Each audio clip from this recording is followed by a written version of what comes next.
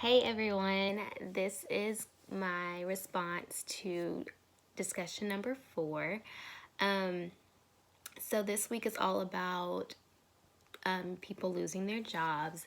And although I have not experienced personally losing my job, I have experienced leaving my job and not having a job for a period of time. But as far as being fired, I have not personally, but I have witnessed people close to me who have lost their jobs. And I've seen different effects for both of them. I've seen some where people were, like almost not so much thrilled, but relieved that they lost their job because it provided an opportunity and an avenue for them to find something that was better. So they pretty much said, losing my job was the best thing that happened to me because if I didn't, I wouldn't have gone back to school, or I would not have acquired, a better job. And then I've also seen people lose their jobs that had a very negative effect. They did not find another job right away. They easily turned to like drinking, depression, and just very down upon themselves because they didn't have a job that provided, the financial means to support the lifestyle that they had. So, they lost cars, they lost just different assets to their lives. And it was just it was devastating to watch. And I know it was even more devastating to go through.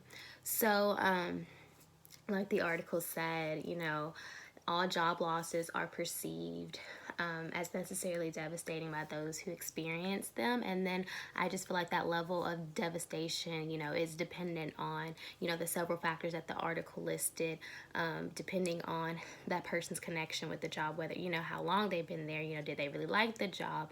What were the financial advantages of that job? Just different things that I feel like affect the level of devastation for someone who loses their job. As far as the videos go, the one that attracted my attention the most was the first one with the young girl.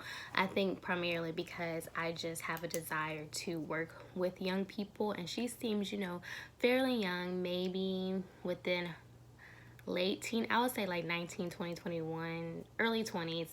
And even though her story seemed a little, on the negative side, I just saw a lot of promise in her, and I felt like she has a lot of potential, and that there's something, as if I were her counselor, that I really could build on with her and help her kind of change her perspective of her ability to find a job. So right now I feel like she could possibly be in like the investigation, like the assessment investigation stage, as far as career development goes. And I decided to look at her story through the learning theory of career counseling and kind of base my recommendations for her moving forward based on through this. And so first and foremost, the reason why I feel like she's kind of in the investigation stage is because she really doesn't know what she wants to do. At the end of the day, she was just excited she had a job because one, she wanted to make more money, or she wanted to make money in general. And then two, it kind of gave her almost a sense of purpose, to get out the house and just feel like she was doing something for herself. And she mentioned that in the video, well, now since I don't have a job, I'm just going to be stuck in the house for the rest of the year and things like that. So I feel like her job gave her a sense of purpose and a sense of, she was doing something for herself and a part of society. And so it helped me as a counselor to know, like, okay, she wants a job, and we can really build on that fact. She's not one that wants to, feels like she can live without one or wants to be lazy or anything. Like, I would definitely say, I'm very excited to hear that you want a job, and because of that drive, we can, figure out what it is that you like, and examine your options and what it is you're good at, so we can get you a job. And I would definitely try to change that mindset of her, like, not being able to find a job. Like, hun, there are a million jobs out there. Just because this one didn't work out doesn't mean your chances of getting a job in general is over. So we really just have to change her mindset and know that, look, there is hope for her to find a job. So that, I feel like that's the first thing that we will need to do, is just give her hope that she can find a job. The next thing that I feel like she needs to do is we need to examine what it is that she's interested in, because in the video she didn't say what the job was, or she said it was in the crappiest industry. So I'm like, I don't even want to assume what it is, but which I think I kind of do, but I don't want to say what it is, and like, that's not the crappiest job. But anyway, so from listening to that, I feel like, okay, this isn't what you want to do, because if you're, you know, doing a career that you really like, you're not going to say this is the crappiest industry. You're going to say, hey, this is the best thing, you know, that I can get into. And so we need to figure out what it is that she likes, she's interested in, and what it is that she's good at, that she feels that she can be successful in. And so let me find, I read it here in the book. I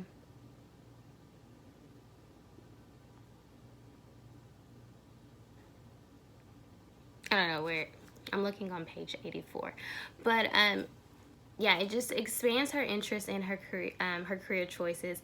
And then we can kind of you know, think, okay, now let's think of some skills that you have that can kind of, you know, branch into other careers. So for example, let's say if life happens and, you know, you were working in the, I don't know, medical field as like a nurse's aide, and you lose your job again, you know, is there anything else that, or you feel like you don't even like that job anymore, you know, what kind of skills can carry over to different careers. Also, I feel, so once we like assess her and kind of do some different interest inventories, I feel like we can kind of get her in the direction of, you know, some possible career choices that she could be good in. And then also, because she's young, as a counselor, I would ask her, you know, what is your education background? You know, she didn't mention anything about going to college or that she's in college. So I would, you know, as her counselor, I was like, you know, what about going back to school? You know, if you want a job that you feel successful in, a job that is promising, that you feel, you know, if something were to happen and you lose that job, you can go find, you can take those skills and go to a different facility. I would ask her, you know, what about going back to school to obtain a degree, so that, you know, you have a solid foundation of skills that can transfer to different career paths. So I would even have her examine, you know, where her thoughts and interests are about attending college, whether it's a 4-year university or if she goes to get her associate's degree and get some type of certificate or something like that. I feel like that, as a career counselor, like, I would give her that option, because maybe, you know, she could be a first generation college student and, you know, there's nobody in her household to push her to say, hey, get in school, like, get a degree, because she mentioned like she's just gonna stay at home. So for me, it seems like maybe somebody, you know, there's not anyone at home to push her to go to school. So I think I would offer that as an option as well. So first thing is to change her mindset, to let her know that life's not over, you can get another job. Just because this one didn't work out doesn't mean like you're not able to get any other job. So definitely change her mindset to a more hopeful, positive mindset, so that she can move forward and she can see like, hey, just because this door closed doesn't mean all doors are closed. The second thing is to see what it is that she's interested in. She's kept saying, I don't know. So it seems like she doesn't even know what she wants to do. So let's set some goals, find some interest, let's set some goals, and, you know, let's get the ball moving forward and examine what your options are, and what direction you would like to head in as far as career goes. And then my third recommendation again would be to offer the option of going back to school and obtaining a degree that can give her a specialization in a specific area, as well as acquire skills and knowledge for a specific area that she can carry on with her. So that just because, like, if she loses a specific, you know, position at a specific facility or place, or she can take her skills and go for example, be a nurse at a different hospital or a different clinic. It just, you know, give her options, and, you know, some, I lost my train of thought.